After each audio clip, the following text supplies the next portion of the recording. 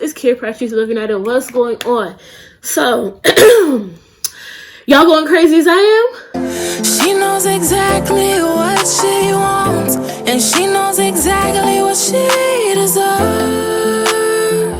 and it makes them boys nervous. Alright, so I'm gonna try to keep this one as short as possible because, you know, no sense in rambling. It's okay to be still. I know right now it's a lot to be in the house. Like y'all know, I've still been working. I'm considered an essential worker and I've still been working. But the days, so let me rewind.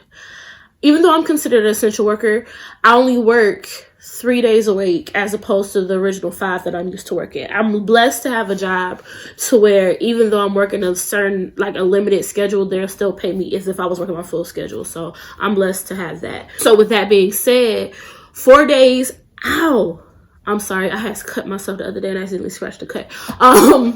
4 days out of 7, I am in the house. And I am a very active person. I like to call myself a selective introvert where like I like to be by myself when I like to be by myself, not when people tell me I gotta be by myself. And it has been nerve-wracking. Okay, I'm just gonna be honest. The only people I interact with are people I barely know because right now the team that I normally work with is not the team that I'm with right now. So I mean, I'm getting to know these people, but I don't really know them. So yeah, the only people I interact with consistently is it's people I barely know and then strangers because it's customers. I have not seen my family. Well, let me take that back. I've seen a few people and it's only been for like a couple minutes and there's no contact, and I come from a very affectionate family, so that's weird. And I haven't seen my church family in like almost a month, and it's just a lot of feelings. So because I have all those feelings, I am really tempted to like throw myself into 50 million things. I have bought so much random stuff because I want to start this project and I want to start trying to do this and I want to learn how to do this and all of this stuff. And I had to stop, take a step back and be like, okay, Lord, what is it exactly that you want me to do? And I know I talk about like, Lord, what do you want me to do in this time? And I was doing that, but I really thought like, oh, well, the Lord wants me to be busy. Like I could come out of this with like a new habit or a new skill or a new this, new that. And don't get me wrong, there's nothing wrong with those things. If that's where you at, there's nothing wrong with that. But there's also nothing wrong with like getting your mental health together or with getting some rest. I have a job where, you know, they, for the most part, they do pretty good about giving you a work-life balance, but it's still a lot. For sometimes you're constantly on. So this is the first time in a really long time that I've actually had time to rest. And I'm not used to that. So because I'm not used to being able to actually rest and turn my brain off and really just like relax, I don't know how to handle it. I'm just gonna be honest. But today the Lord really hit me with like, it's okay to chill. It's okay to just be. It's okay to just sit with me and relax. Yes, you have talked to me. Listen, because I know the Lord probably was tired of me because I didn't talk to him way more than I'd ever probably talked to him ever in my life during this time. Because it's like, okay, well, Lord, what am I supposed to be doing? Because I feel like I'm not being productive because I'm not doing anything or because I wasn't doing anything. So I didn't bought all this, like I said, I didn't bought all this stuff and I'm trying all these things and this and this and that. And then the Lord was like, it's okay to just be in this moment with me. Thank you for finally, I've been trying to get your attention for a really long time. And now I've forced you into a situation where like, I just want you to be here. I just want you to be present. I just want you to want to be with me. And I've always wanted to be with the Lord. And it's easy to say that, right? Like, Lord, I am right here, Jesus. I am ready for whatever you want. But we fill our time in most types of scenario, like in normal scenarios, we fill our life with so much other stuff that we really don't give God the space to be God in our life. It's almost like he got to get in where he fit in. And that's not the type of God that we serve. You know what I'm saying? He's the type of God that we're not supposed to have a list. Like, he's the type of God that he should just be. He should be the epicenter of our life. And everything we do should be a branch off of that. And even in our best intentions, sometimes we lose sight of that. And I had to, even, like I said, I had to check myself. Like, okay, Lord, I don't want to keep going stir crazy. I don't want to go to the grocery store every day because I need something. I don't need anything. It's just driving me crazy to be in the house. No. Okay, Lord, what do you want me to do? And I literally heard, be still. And that's probably the hardest thing that I've ever done. Or it's the hardest thing I'm going to have to do. Because I'm not used to having to be still. I'm the oldest of 3.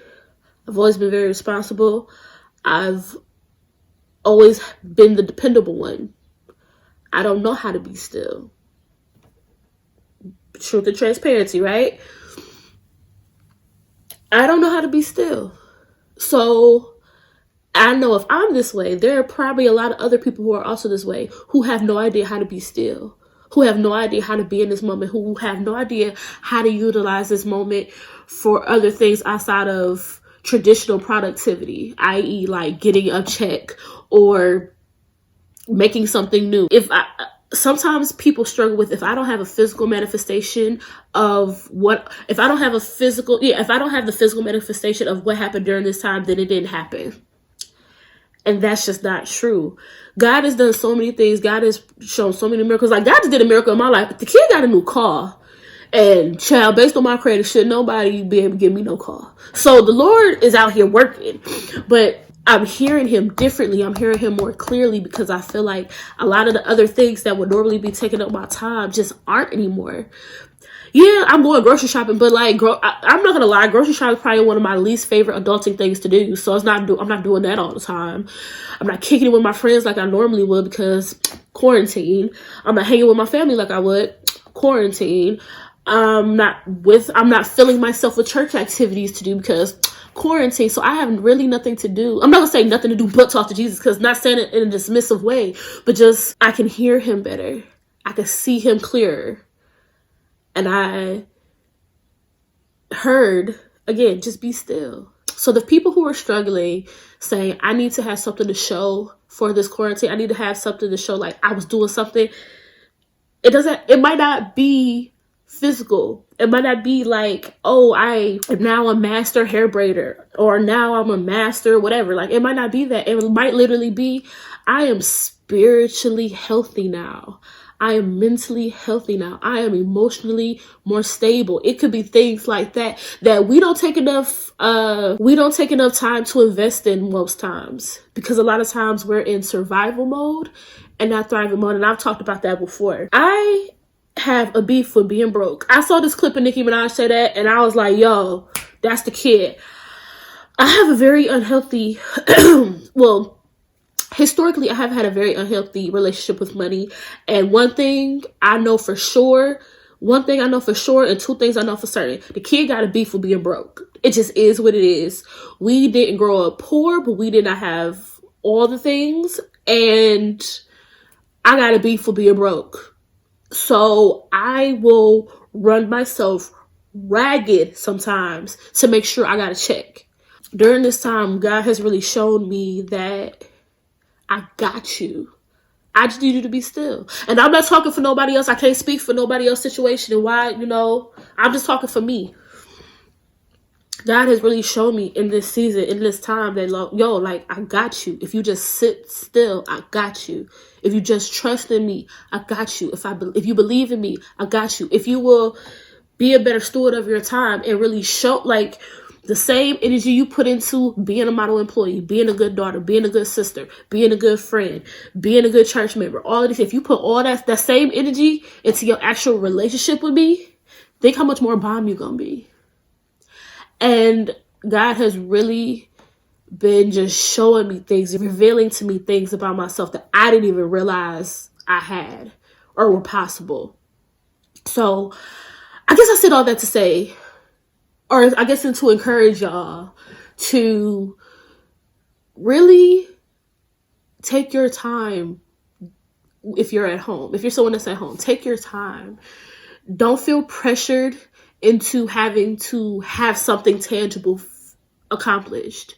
Don't get me, I'm not saying, I'm not saying don't be wise with your time. I'm not saying don't use discernment. If the Lord is telling you to do something, do what you got to do. If you feel led to make that move, make that move. But it's okay if you also aren't led to make that move. You know what I'm saying? It's okay if the Lord is being like, hey, child, you've been running like a ragged person for the last 15 years. Sit down. Let's chat. Let's have a seat. Let's relax. Let's sit. Let's chill.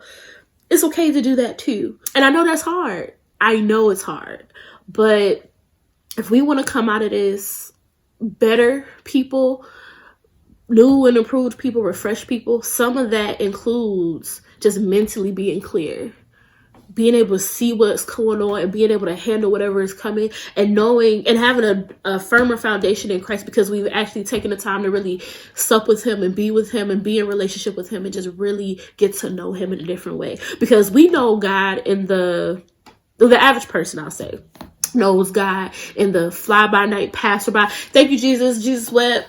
Thank you, Lord, for waking me up this morning. Thank you, Lord, for, giving me traveling graces on the street, all of that. We know, like, Jesus in that way, but we don't really know him. You know what I'm saying? We don't really get up in his face like, Lord, why did you make me this way? Lord, why do I respond to things this way? Oh, it's because I'm wrapped in flesh. Okay, well, how is this flesh really affecting this, and this in my life? Oh, well, Lord, I'm past this part, but why do I still struggle with this part? Oh, well, like, we don't want to pick ourselves apart, and we don't want to pick apart the characteristics of God like that, because that requires some really deep self-reflection that a lot of us just aren't willing to do. But that's another video for another day. I ain't trying to get too deep. All I'm saying is, just because you can't see it, feel it, touch it, don't mean it ain't real. Don't mean that you aren't changing. Doesn't mean that you aren't being productive. Doesn't mean that you're wasting your time. Take your time. Give yourself space. Give yourself room. And we're going to be all right. So I love y'all. I appreciate y'all for watching my video. You should be following the kid on TikTok because the kid's kind of funny or whatever. You also should be following me on Instagram because also kid is funny or whatever. Make sure you please like, share, comment, all that stuff on this video. If you know anybody whose like brain is constantly going like mine is constantly going, maybe this will help them. So please share this with them. And if you got any questions or if you have any, oh yeah, I still want to do my church story. So if you don't know what I'm talking about, I'll link the video for what I'm talking about down there in my church videos.